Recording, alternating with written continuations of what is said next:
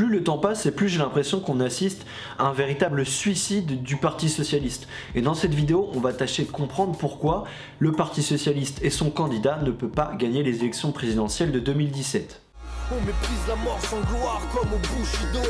J'ai appris archito que la roue tournait pour les hamsters. La mort s'appelle Lucie et je veux plus voir Lucifer. Il est temps de se refaire, y'a plus de temps à perdre. Si ma télé avait un trou du cul, mon salon serait plein de merde. J'ai regardé les 2 premiers débats de la primaire socialiste et mon bilan par rapport à tout ça, c'est que en presque 5 heures, je crois que ça fait 5 heures de débat au total, je n'ai rien appris.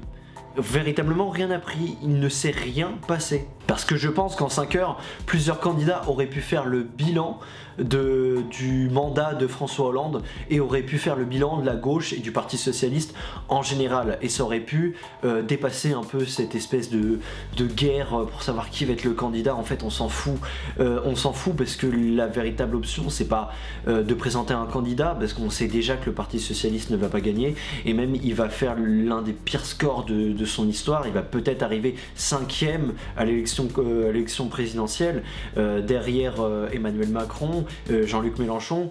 Donc c'est un peu foutu.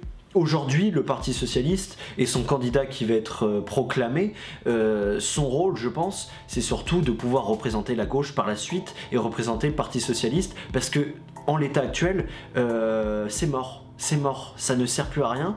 Le Parti Socialiste, c'est devenu, et ça l'est depuis toujours, mais ça porte plus rien, ça porte plus personne et ça pourra plus rassembler autant de monde que la dernière arnaque que Hollande avait réussi à faire passer. Tu as créé l'homme, Smith et Wesson nous a égalé.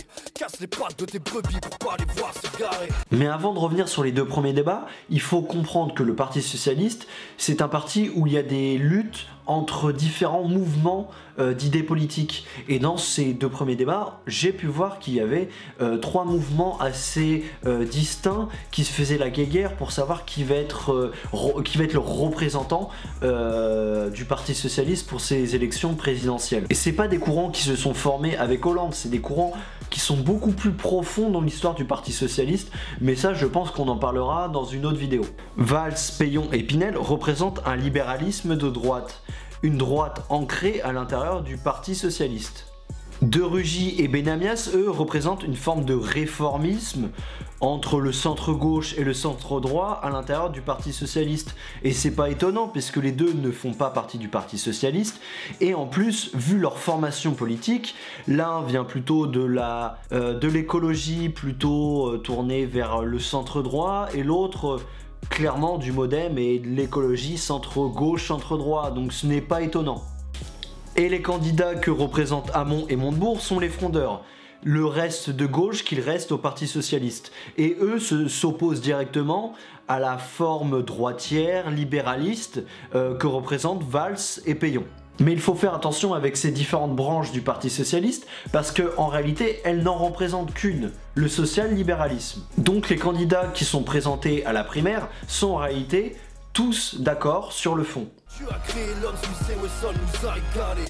Casse les pattes de tes brebis pour pas les voir se garer. Et c'est là qu'on en revient au débat, c'est que quand on les écoute, ces candidats, ils répètent et disent quasiment la même chose. Sur le bilan économique de François Hollande, à part Manuel Valls qui le défend, et heureusement qu'il le défend parce que sinon sa candidature n'aurait pas de sens, et bien les autres candidats, eux, ils nuancent leurs propos, ils font des petites améliorations par rapport à leurs propres propositions, mais c'est là où il fallait taper pour marquer une véritable différence et pour voir peser dans cette candidature. Le bilan économique de François Hollande, c'est le chômage, et aucun candidat n'en a parlé.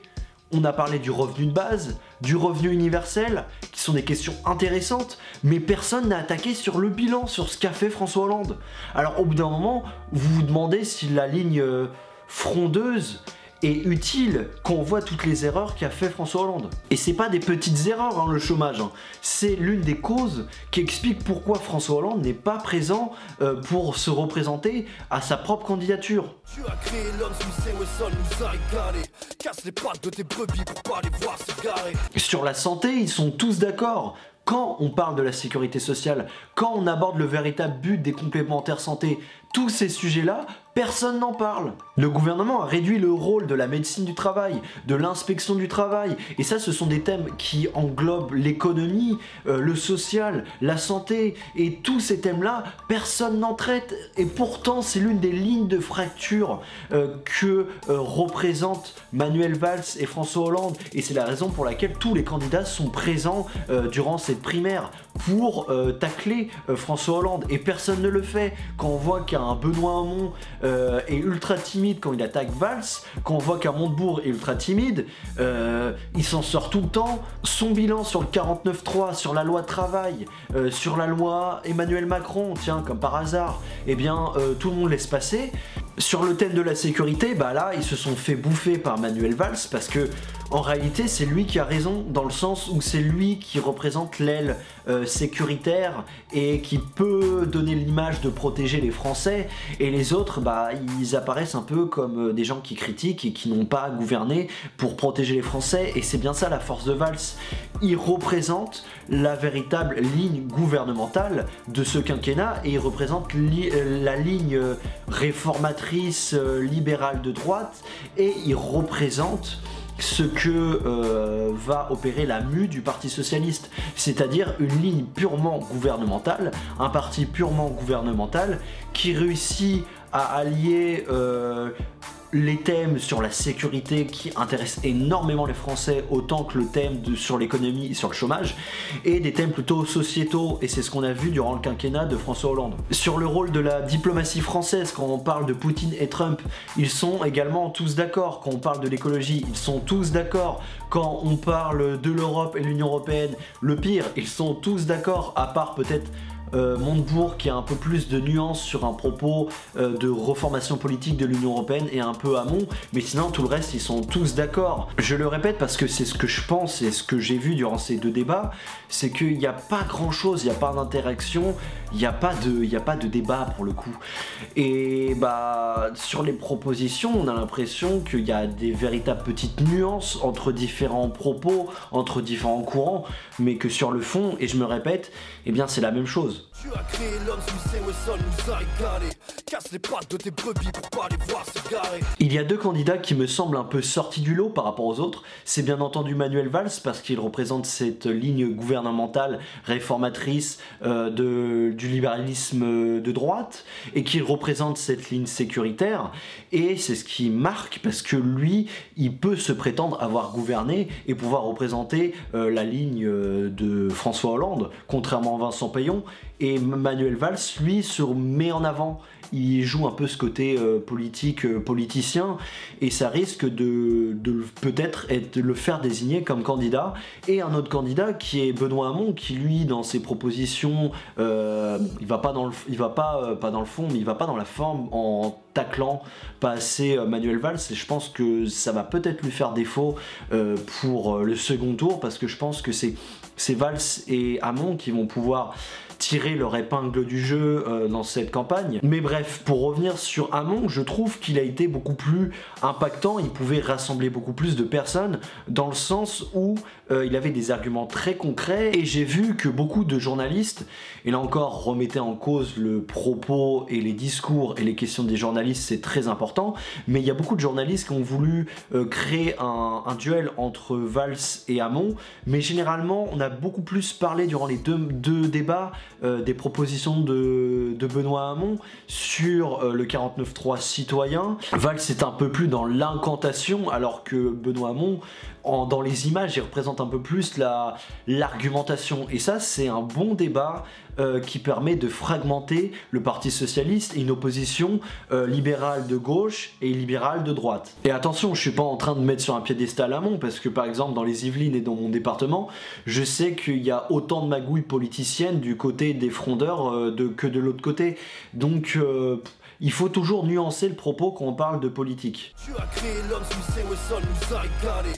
Casse les pattes de tes brebis pour pas les voir se garer. Mais dans le fond, tout ça, j'ai l'impression que c'est futile, que c'est inutile, et que les Français ne vont pas se tourner vers le Parti Socialiste pour les représenter durant les prochaines élections présidentielles et pour qu'un candidat socialiste soit président de la République. Je pense que le socialisme en tant que parti socialiste en France a très peu de chances de pouvoir se refonder et de recréer une dynamique pour les prochaines années. Même pour les 10 ans à venir, je vois pas d'avenir pour ce parti qui va bientôt péricliter petit à petit. Et ce qui est ultra intéressant lors de ces primaires de la gauche, contrairement aux primaires de la droite, c'est que les primaires de la gauche, elles vont pas permettre de donner un candidat qui va être élu pour les présidentielles. Je le pense pas du tout.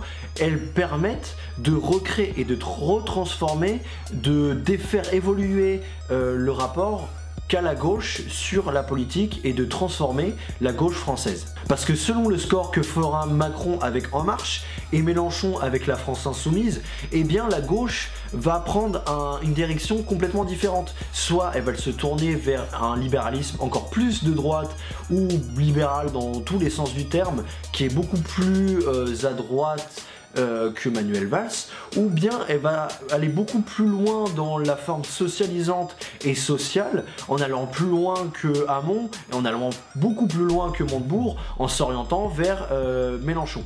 J'espère que cette vidéo vous a plu et à la prochaine pour un nouveau direct. L'homme suissé au sol nous a régalé. Casse les pattes de tes brebis pour pas les voir s'égarer. J'claque de l'oseille, claque de l'oseille. Ou j'claque de l'oseille avant que l'Africain me craque. J'craque le soleil, traque le soleil. Ouais, j'craque le soleil avant que la grisaille me craque. Moi j'trouve pas sommeil, trouve pas sommeil. Ouais, quand j'trouve pas sommeil, j'vais crier à balle au braque. J'dors que d'une oreille, dors que d'une oreille. Ouais, j'dors que d'une oreille.